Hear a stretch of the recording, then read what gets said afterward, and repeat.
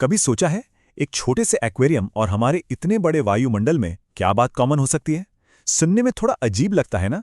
पर आज हम इसी कनेक्शन को समझेंगे और जानेंगे कि हमारे आसपास की दुनिया यानी हमारा पर्यावरण असल में काम कैसे करता है। अच्छा, एक बगीचा, एक तालाब और हाँ, एक एक्वेरियम।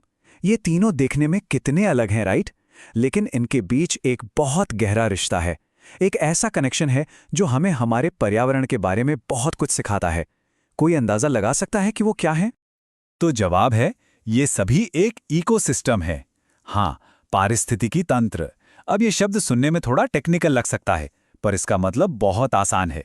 मान लीजिए ये एक ऐसी कम्युनिटी है जहाँ जिंदा चीजें जैसे पेड़ पौधे, जानवर और बेजान चीजें जैसे पानी, मिट्टी सब एक साथ रहते हैं, एक दूसरे पर निर्भर करते हैं और एक बैलेंस बनाते हैं। देखिए, हर इकोसिस्टम के ना दो मेन हिस्से होते हैं। एक तरफ हैं बायोटिक कंपोनेंट्स यानी सारी जिंदा चीजें, पेड़ पौधे, जानवर और यहाँ तक कि छोटे छोटे सूक्ष्म जीव भी। और दूसरी तरफ हैं एबायोटिक कंपोनेंट्स यानी बेजान चीजें जैसे तापमान, बारिश, मिट्टी, मिनरल्स। और सच तो यह है कि इन दोनों के बिना कोई भी इकोसिस्टम पूरा हो ही नहीं सकता। और पता है, इकोसिस्टम सिर्फ जंगलों या तालाबों में ही नहीं होते। हम इंसान भी अपने इकोसिस्टम बनाते हैं, जैसे खेत, बगीचे और हाँ, वो छोटा सा एक्वेरियम भी एक आर्टिफिशियल इकोसिस्टम है। तो चलिए एक काम करते हैं, इसी एक्वेरियम को एक छोटी सी खिड़की बनाते हैं और इसके जरिए प्रकृति के बड़े रहस्यों को समझने की कोशिश करते हैं। तो चलिए अब इस एक्वेरियम की छोटी सी दुनिया में थोड़ा अंदर झांकते हैं। देखते हैं कि यहाँ जिंदगी का पहिया कैसे घूमता है और यहाँ रहने वाले जीव एक दूसरे पर कैसे निर्भर हैं। हर इकोसिस्टम की कहानी शुरू होती है प्रोड्यूसर्स यानी उत्पादकों से। आप इन्हें कुदरत का शेफ समझ सकते हैं। ये सूरज की रोशनी को पकड़कर उसे खाने यानी एनर्जी में बदल देते हैं। पूरे सिस्टम के लिए एनर्जी का मेन सोर्स यही है। और हमारे एक्वेरियम में ये रोल कौन निभा रहा है? बिल्कुल सही, पानी के पौधे। तो ये प्रोड्यूसर्स आखिर हैं क्या? ये असल में वो जीव हैं जैसे हरे पौधे जो फोटोसिंथेसिस की एक कह सकते हैं जादुई प्रक्रिया से सूरज की रोशनी को अपने खाने में बदल लेते हैं।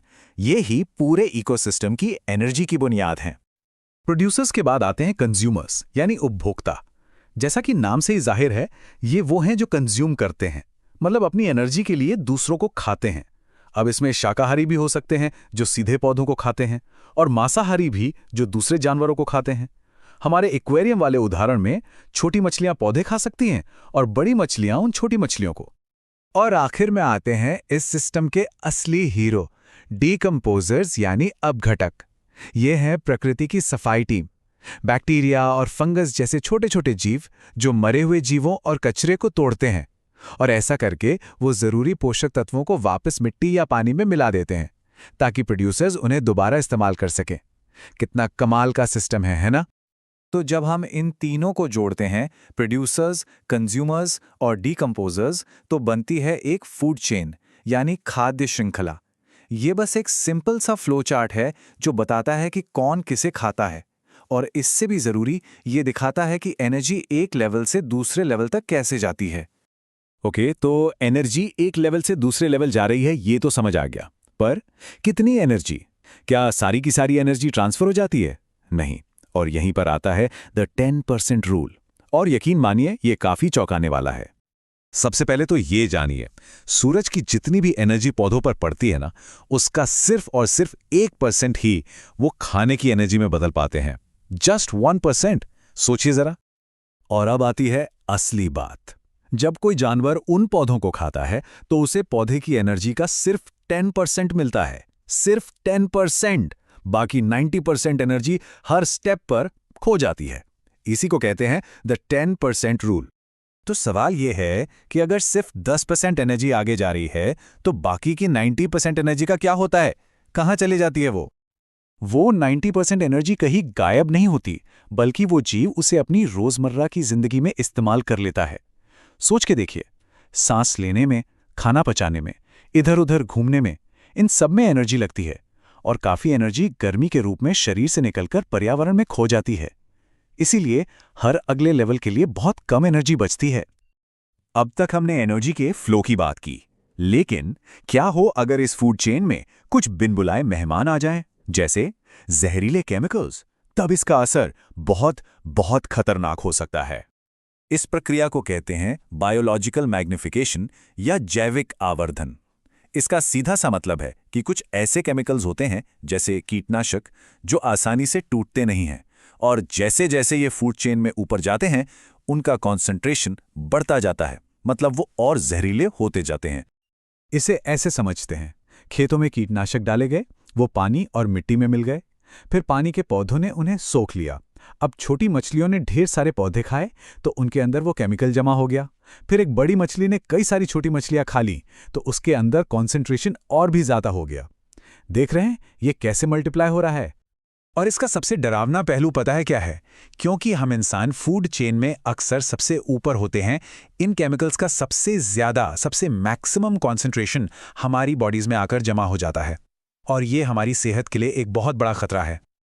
केमिकल्स की बात हो गई, अब एक और इंसानी गतिविधि पर आते हैं जिसका इकोसिस्टम पर सीधा असर पड़ता है, हमारा कचरा।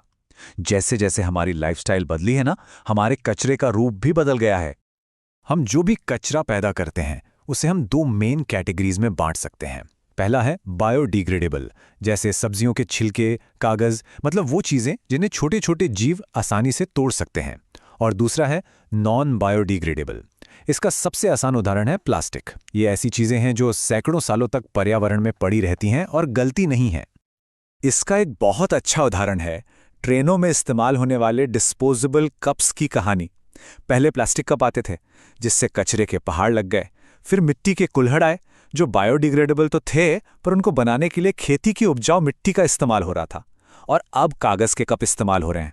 तो ये छोटी सी कहानी दिखाती है कि हमारे रोज के फैसलों का पर्यावरण पर कितना बड़ा असर पड़ता है। तो आज की इस पूरी चर्चा से हमें क्या सीखने को मिला? कुछ जरूरी बातें हैं। पहली, इकोसिस्टम में हर चीज एक दूसरे से जुड़ी है। दूसरी, एनर्जी हमेशा एक ही दिशा में चलती है और हर कदम पर कम होती जाती है। और तीसरी, हमारी आदतें जैसे प्रदूषण और कचरा पूरे सिस्टम पर बहुत गहरा असर डालती हैं। और सबसे जरूरी बात, फेंक देना जैसी कोई चीज नहीं होती, हर चीज यहीं रहती है। तो अब जब हम ये जानते हैं कि एक छोटे से एक्वेरियम से लेकर हमारे पूरे ग्रह तक सब कुछ आपस में जुड़ा है, तो सोचना यह है कि हमारा अगला छोटा सा फैसला, हमारी अगली चॉइस इस विशाल नेटवर्क में कौन सी लहर पैदा करेगी।